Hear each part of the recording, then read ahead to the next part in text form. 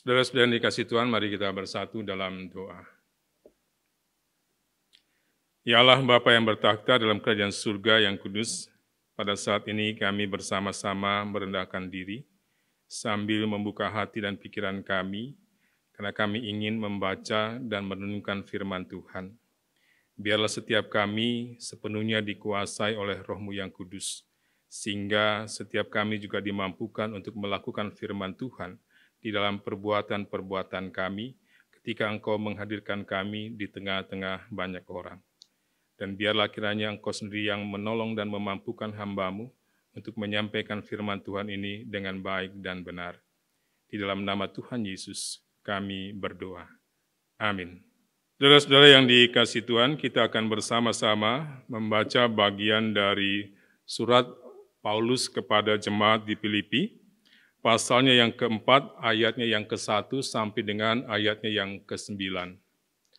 Dikatakan demikian, karena itu saudara-saudara yang kukasihi dan yang kurindukan, sukacitaku dan mahkotaku, berdirilah juga dengan teguh dalam Tuhan, hai saudara-saudaraku yang kekasih. Euodia kunasihati dan Sintike kunasihati, supaya sehati sepikir dalam Tuhan. Bahkan kuminta kepadamu juga Sunsugos temanku yang setia, tolonglah mereka, karena mereka telah berjuang dengan aku dalam pekabaran Injil, bersama-sama dengan Clemens dan kawan-kawanku sekerja yang lain, yang nama-namanya tercantum dalam kitab kehidupan. Bersukacitalah senantiasa dalam Tuhan, sekali lagi kukatakan bersukacitalah. Hendaklah kebaikan hatimu diketahui semua orang. Tuhan sudah dekat. Janganlah hendaknya kamu khawatir tentang apapun juga, tetapi nyatakanlah dalam segala hal keinginanmu kepada Allah dalam doa dan permohonan dengan ucapan syukur. Damai sejahtera Allah yang melampaui segala akal akan memelihara hati dan pikiranmu dalam Kristus Yesus. Jadi akhirnya saudara-saudara, semua yang benar, semua yang mulia, semua yang adil, semua yang suci, semua yang manis, semua yang sedap didengar, semua yang disebut kebajikan dan patut dipuji, pikirkanlah semuanya itu. Dan apa yang telah kamu pelajari, dan apa yang telah kamu terima, dan apa yang telah kamu dengar, dan apa yang telah kamu lihat padaku, lakukanlah itu. Maka Allah sumber damai sejahtera akan menyertai kamu. Yang berbahagialah setiap kita yang mendengarkan firman Allah dan yang memeliharanya dalam hidupnya sehari-hari. Haleluya.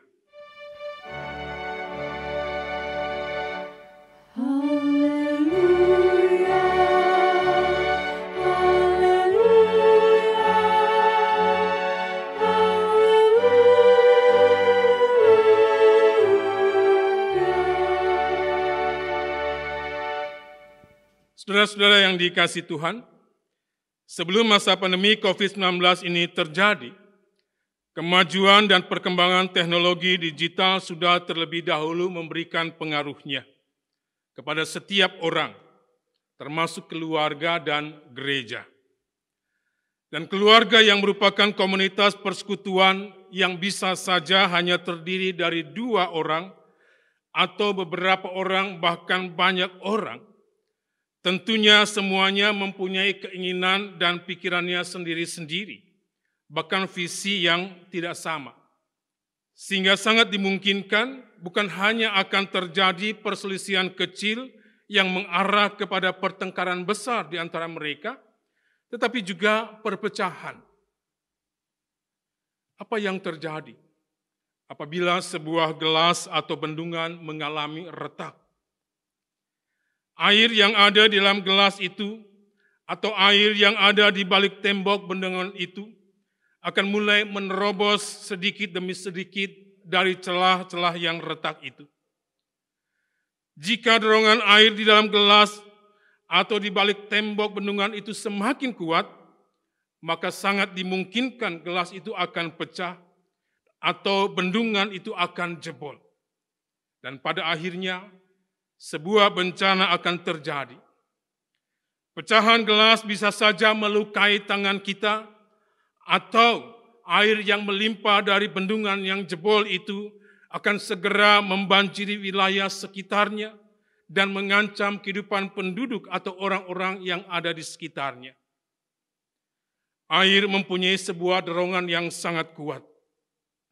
Ketika kita membuka jalan untuk air, maka akan sangat sulit bagi kita untuk menghentikannya. Air akan terus mengalir ke tempat yang lebih rendah dan mencari pertahanan yang paling lemah untuk dialirinya. Saudara-saudara, perumpamaan ini menarik. Itu sebabnya ketika Salomo menyinggung soal pertengkaran yang merupakan satu hal yang sering kali terjadi dan dibiarkan terjadi dalam kehidupan komunitas persekutuan keluarga, bahkan gereja, ia menasihatkan, memulai pertengkaran adalah seperti membuka jalan air, jadi undurlah sebelum perbantahan mulai. Dan tentunya, tidak ada seorang pun yang mempunyai keinginan untuk bertengkar. Bahkan sebisa mungkin kita akan menghindarinya. Tetapi biasanya yang sering kali terjadi adalah kita tidak waspada dan kita membiarkan kesalahan-kesalahan kecil terjadi. Baik di dalam diri kita sendiri maupun orang lain atau di antara kita. Sehingga ketika kesalahan-kesalahan kecil yang sering kali terjadi itu semakin banyak dilakukan, kita seperti seorang yang sedang menghimpun sebuah kekuatan yang besar yang siap untuk menghancurkan pertahanan diri kita sendiri. Rumah menjadi sangat tidak nyaman. Suasananya selalu panas seperti neraka, kata orang. Satu sama lain saling membenci, bahkan satu sama lain saling menjatuhkan. Lalu bagaimana? Segeralah perbaiki, atau hentikanlah pertengkaran itu, atau mundurlah sebelum perbantahan demi perbantahan terjadi, sebelum ego atau keakuan menguasai diri kita, dan berusahalah untuk berdamai. Seperti yang dinasihatkan oleh Rasul Paulus, sedapat-dapatnya, kalau hal itu bergantung padamu, hiduplah dalam perdamaian dengan semua orang. Namun ketika kita harus memperbaiki atau harus menghentikan atau mundur dari pertengkaran itu, ketika kita harus move on dari perselisihan dan pertengkaran itu, kita tetap harus bisa menganggap siapapun yang menjadi lawan pertengkaran kita itu ada. Kita tidak boleh menganggapnya tidak ada atau mengabaikan keberadaannya. Kita tetap harus memandangnya penting dan tetap berlaku baik kepadanya. Kita tidak boleh meremehkan dan memperlakukannya secara jahat atau berlaku tidak adil kepadanya. Kita tetap harus menghormati dan menghargai kebaikan-kebaikannya. Hal ini penting dan perlu diperhatikan di dalam kehidupan komunitas persekutuan keluarga atau gereja. Karena dalam kenyataannya ada anak atau anak-anak yang tidak menganggap orang tuanya ada. Sehingga mereka menjadi anak-anak yang tidak bisa menghormati orang tua mereka. Ada anak atau anak-anak yang tidak menyukai kepemimpinan atau cara orang tua memimpin mereka. Sehingga memunculkan pertentangan di antara mereka. Anak atau anak-anak yang mendukung orang tuanya akan menjadi orang-orang yang tidak disukai oleh saudaranya sendiri, bahkan dibuli. Dan orang tua bisa saja menjadi sangat murka terhadap anak atau anak-anaknya itu, anak atau anak-anak yang suka melawan dan memberontak kepada mereka, lalu mengusir mereka keluar dari rumah. Sehingga rumah atau gereja bukan lagi sebuah istana. Keluarga atau gereja bukan lagi sorga bagi setiap anggota keluarganya atau setiap anggota jemaatnya. Tidak ada kenyamanan dan tidak ada damai sejahtera di dalamnya. Seperti yang digambarkan oleh Yesus dengan perumpamaan di dalam Injil Matius pasal 22 ayat 1-14. Dan kita bisa memahami bahwa ketika seseorang, dalam hal ini raja, menjadi sangat murka, maka ia bisa saja menghancurkan mereka yang tidak menganggapnya ada, dan yang tidak menghargai undangannya, bahkan yang berlaku jahat terhadapnya dan tidak menghormati kebaikannya. Itu sebabnya tidak heran jika di dalam Filipi pasal 4 ayat 2 Rasul Paulus berkata, Euodia kunasehati dan Sintike kunasehati supaya sehati sepikir dalam Tuhan. Siapa itu Euodia? Siapa itu Sintike? Sehingga Rasul Paulus merasa perlu untuk memberi nasihat.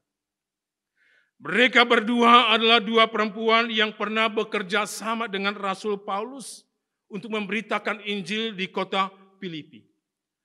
Mereka adalah dua perempuan yang cukup terkemuka di jemaat Filipi. Dan pada saat itu mereka sedang berselisih. Mereka sedang bertengkar. Sepertinya perselisihan dan pertengkaran di antara mereka berdua bukan hanya sekedar perselisihan dan pertengkaran biasa, tetapi cukup bahkan sangat serius. Itu sebabnya Rasul Paulus tidak hanya sekedar berkata, Euodia kunasehati dan Sintike kunasehati supaya sehati sepikir dalam Tuhan. Tetapi Rasul Paulus juga meminta bantuan temannya yang baik, yaitu Sunsugos, untuk menolong mereka berdua. Saudara-saudara, jika Rasul Paulus meminta supaya sehati sepikir dalam Tuhan, maka siapapun yang terjebak ke dalam perselisihan dan pertengkaran, baik dalam kehidupan komunitas, persekutuan, keluarga, atau gereja, diingatkan.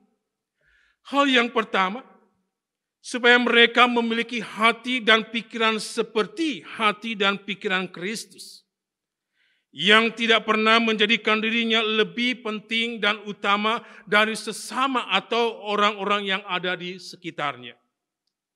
Demikianlah Rasul Paulus menegaskan di dalam Filipi pasal 2 ayat 2 dan 3.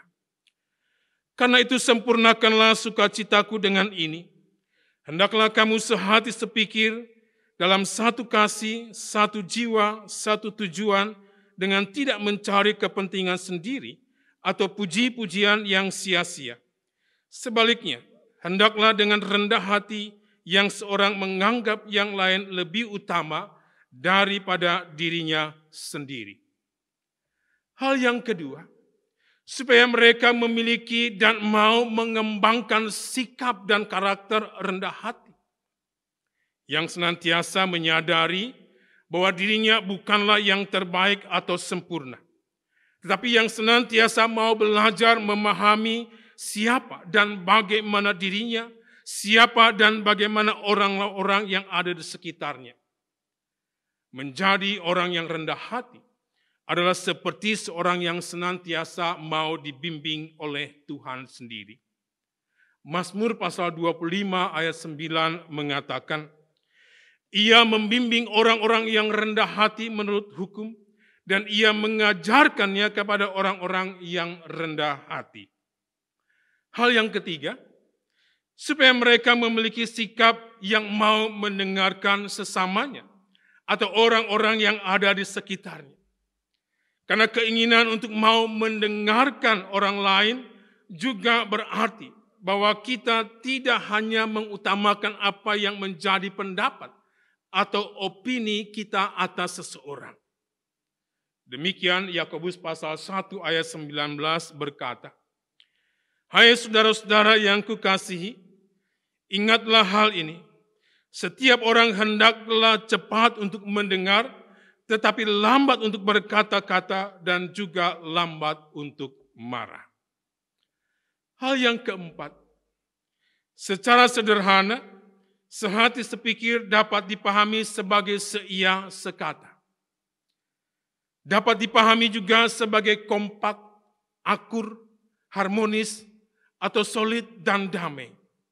Karena di dalamnya ada relasi, ada interaksi, dan ada komunikasi yang sehat dan berkualitas yang dilakukan bukan hanya oleh hati dan pikirannya sendiri, melainkan oleh hati dan pikiran Kristus.